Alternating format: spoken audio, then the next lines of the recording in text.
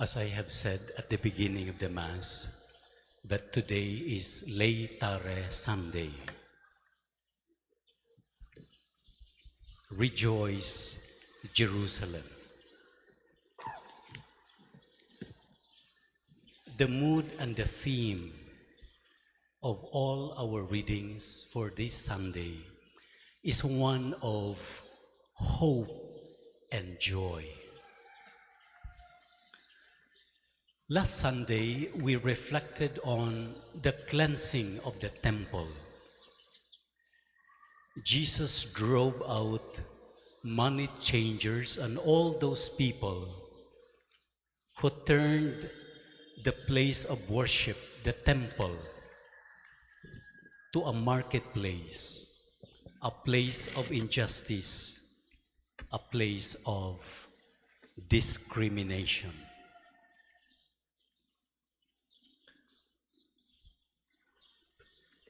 Why is this Sunday called Laetare Sunday? A Sunday of joy. In the first reading from the second book of Chronicles, Cyrus, the new king of Persia, fulfills the hopes of generations of Jewish slaves and allows them to return to their own home, Jerusalem, from the Babylonian captivity, to rebuild the temple which had been burned by the Chaldeans as a punishment from God for the infidelities of the chosen people. So after their years of captivity from the Chaldeans, from the Babylonians, they are now set free as a people. They were allowed to go home and to go back to Jerusalem and to rebuild their temple that was destroyed. And they can now begin to worship God as a free people. This is the reason for the joy of Jerusalem, of Israel. They are now a free people, and they can now worship God in their own temple. In the second reading from the letter of Paul to the Ephesians, Saint Paul emphasizes the unmerited gift of faith which God gave to the Ephesians, even if they were still sinners. God did not wait for the time that the Ephesians will become perfect, that the Ephesians will change their old ways and embrace the faith before God will give them freely the gift of faith, His love for them. It is the faith that saves the Ephesians. In that gift of faith, the Ephesians realized that their God is rich in mercy and compassion. And that is the reason for the joy of those newly converts in Ephesus. In our gospel reading today, we heard the central message of Christianity. And this is the central message. Without this, our faith will collapse. Saint John said, "For God so loved the world, so loved the world." He loved the world tremendously. He loved the world without conditions. He so loved the world that He sent His only Son. That is how tremendous is the love of God for the world, for us. The only Son that He has, He gave to the world. Not to condemn the world, but to save it.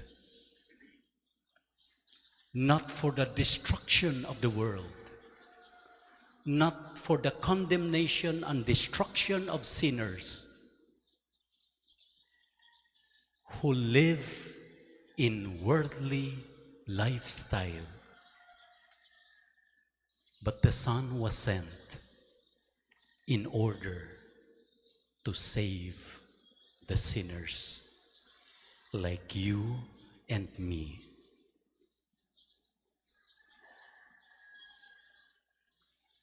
God so loved the world that He gave His only Son. There is a connection between loving and giving. I have been saying this for a number of times already, that it is possible to give without loving, but very impossible to love without giving. Love is proven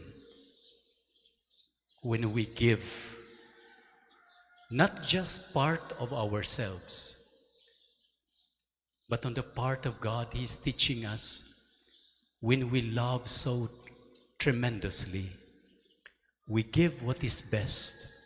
We do not give what is extra. That is why the Father gave and sent His only Son. He has no other sons. His only Son into the world. And what kind of world is this? This is a sinful world, a dangerous world, a selfish world, an indifferent world, a world indifferent to God, a world that hates God, a world that is capable of inflicting the Son of God with pain.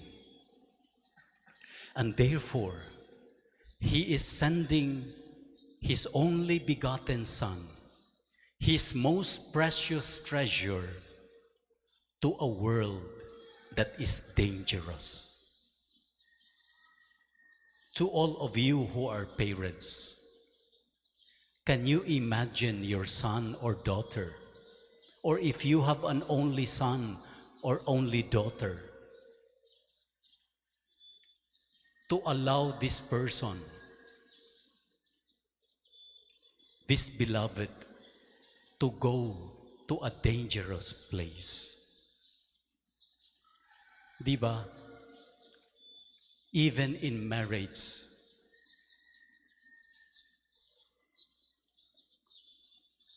magingon ka mo, ayaw pakasal ni anang tawhana, kay wala gyud kay maayo nga kaugmaon. You parents would never think of allowing your loved ones to be in danger. But God is different. He let go of a very important treasure to a world that is dangerous, And the only reason is because He loves so tremendously this world, these people. Love does not settle for less. Love gives not what is extra, but what is most precious. We always reserve our best to the people we love. And this is the kind of love that God communicates to us in our readings for this Literary Sunday. It is an unmerited love. It is a love that does not demand for our change, for our transformation, because before this love is given. Many times in our human experience of loving, it pains us when we feel and when we realize that we are loved because of our achievements. And at times we push ourselves too much. We work so hard in order to win love, in order to be accepted, in order to belong.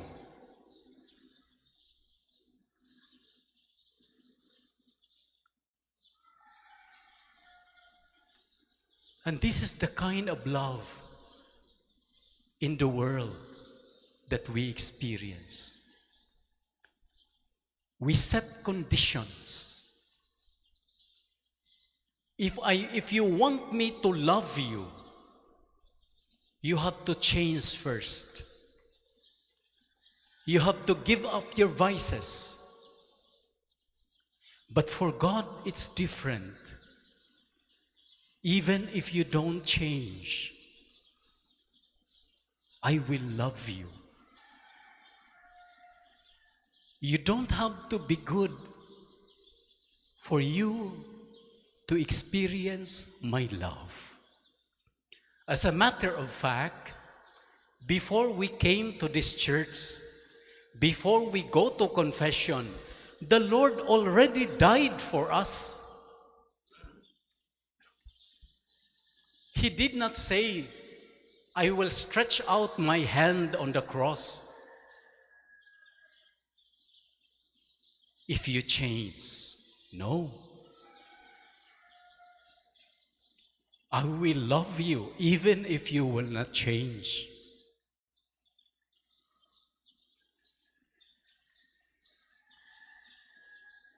But let my love that is unconditional to change you.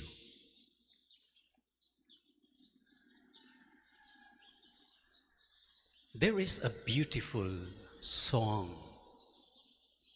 of REV that really puts this in its very essence. If you listen to the lyrics of this song and imagine that this song is being sung to you, it is as if you feel or we feel that it is God singing this to us.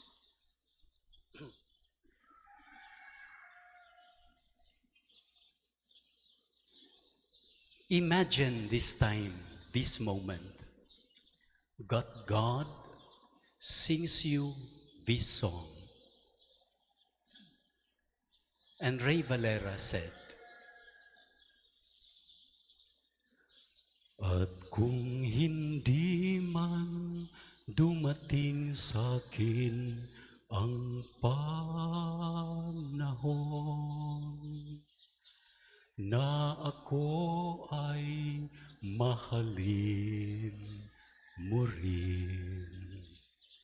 Asahan mong di ako magdaramdam kahit ako ay masasaktan. Huwag mo lang ipagkait na ikaw ay aking mahalin. Ray Valera said, "If after all my efforts in loving you, you still don't love me,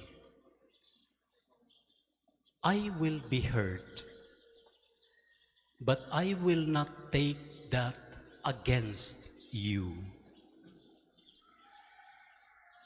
But there is one thing that I ask from you,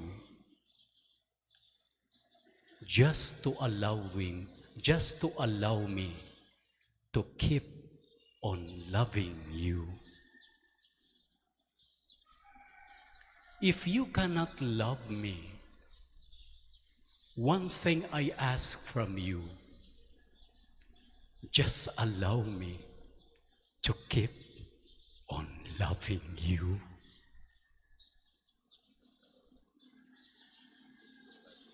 That is how pure God's love is. He loves us not because He is expecting something in return. He loves us as we are. But He does not just leave us there. He hopes that in allowing Him to love us, one day we will feel the power of that love, and gradually we will begin to change. Because the moment we experience the purity of God's love, we cannot afford to remain the same again. Because God's love is transformative. Let us pray for this grace. This grace of unconditional love experienced by Israel, being freed from their captivity and allow them to worship as a free people in their own temple. To experience the love experienced by the newly converts in Ephesus. To receive the gift of faith, even if they were still sinners. And to always remember that God so loved the world that He gave His only Son for our salvation. Parents, the home, the family is the best school to learn this kind of love. We know we have been living and loving people in the family with a lot of conditions. But let us ask from the Lord, this grace from the Lord, to be given even a glimpse of that love, that I will be loved not because of my achievements. I will be loved despite of my failures. I will be loved if I caused embarrassment to the family. And you know, the worst time, the time of failures, is the best time to love. And many young people committed suicide because in their need for love, their loved ones turned away from them. Let us save lives. Let our love be unconditional. Let our love empower sinners to rise up again, to help them stand again, that there is hope in living by allowing them to experience the love that is beyond conditions. No matter how big our sins are, God's love is bigger than our sins. God's love is stronger than our weakness. God's love is lasting than death. That is why the responsorial psalm says, "Let my mouth be silenced if I forget you, my God, loving me." May Jesus Christ be praised.